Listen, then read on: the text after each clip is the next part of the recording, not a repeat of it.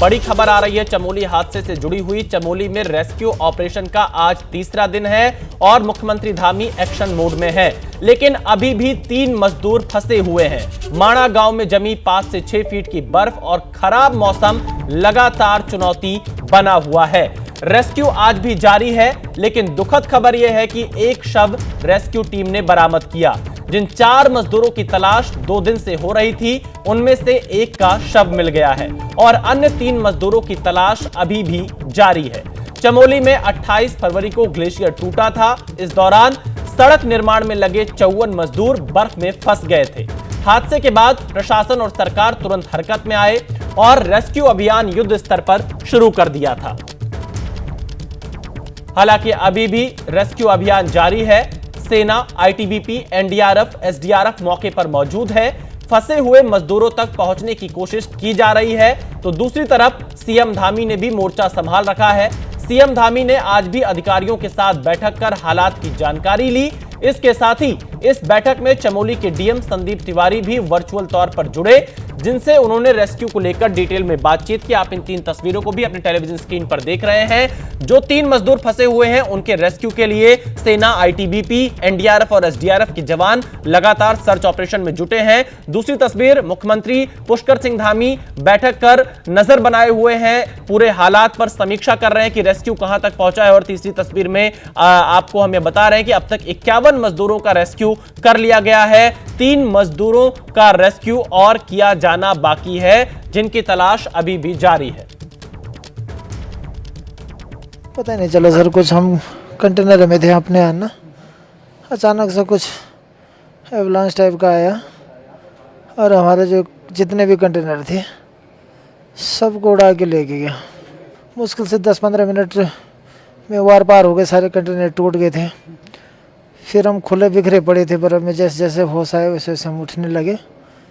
फिर हम army camp की तरफ बर्फ में जैसे तैसे भाग के गए। सरकार ने भी काफ़ी सहयोग किया, आर्मी ने भी काफ़ी सहयोग किया सर, और आप लोगों का भी। ऐसा मंजर मैंने कभी नहीं देखा। हाँ, वो कंटेनर हवा में उड़ रहे थे साहब।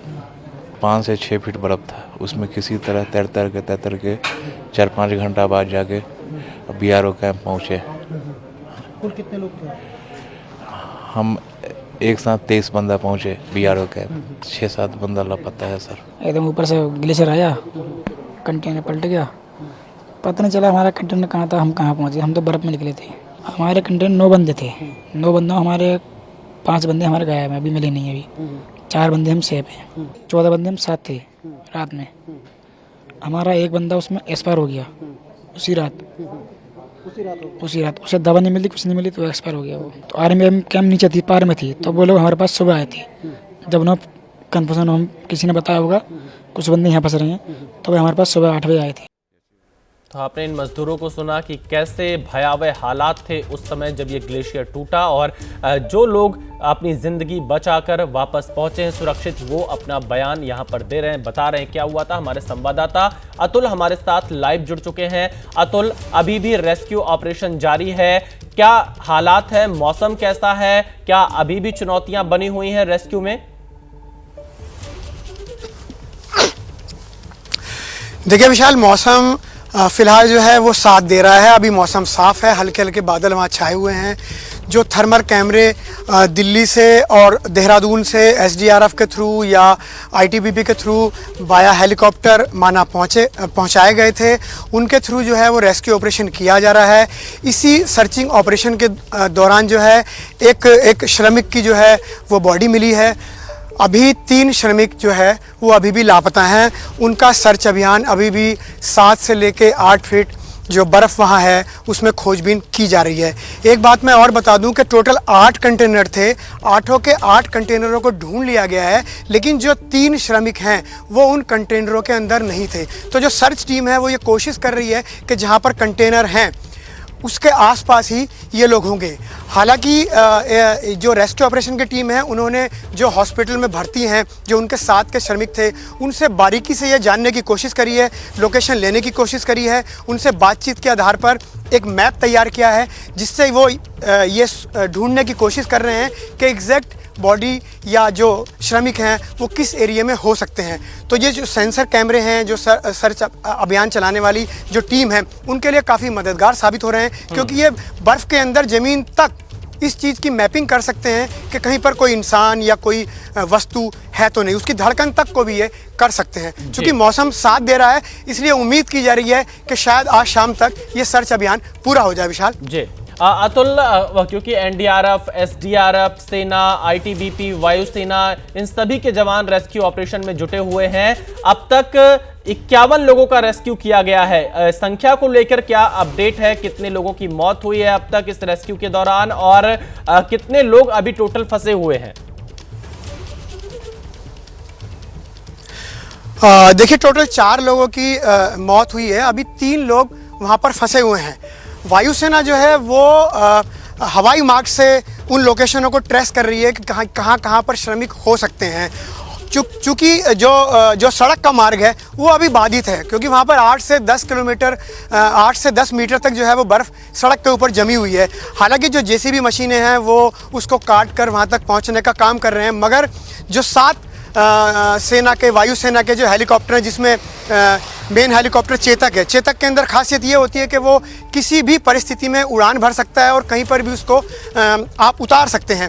तो उनके द्वारा जो है काफ़ी मदद ली जा रही है। और जो सेंसर मशीनें हैं, इन मशीनों से उम्मीद की जा रही है कि बहुत जल्दी ही उन श्रमिकों का पता लगा सकता है। और जो घायल हैं उनका जो है चमोली के अस्पताल में और बद्रीनाथ के अस्पताल में इलाज चल रहा है।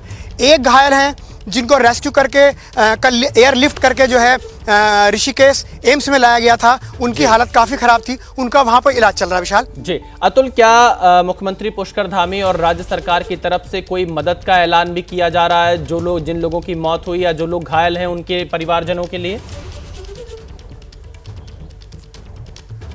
देखिए, अभी मदद का ऐलान उन्होंने आधिकारिक तौर पर नहीं किया है। उनका ये कहना है कि जब ये रेस्क्यू ऑपरेशन पूरा हो जाएगा तब वो मदद करेंगे, मदद की धनराशि उनको देंगे। उनका साफ कहना है कि जो पीड़ित परिवार हैं या जो घायल के परिवार हैं वो उनके साथ खड़े हैं, पूरी तरीके से मदद करने को तैयार हैं। सरकार ने घायलों के बहुत ही बेहतर इंतजाम करने के लिए हर जगह, ख़ास तौर पर एम्स ऋषिकेश में और जोशीमठ में, और जो वायुसेना, थल सेना है, उनके जो मिलिट्री के हॉस्पिटल हैं, उनमें पूरी व्यवस्था कर रखी है और इलाज फ्री कर दिया गया है।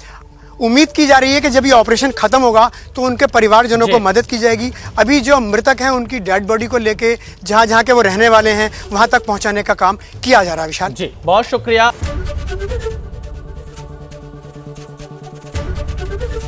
एबीपी गंगा, खबर आपकी, जुबान आपकी।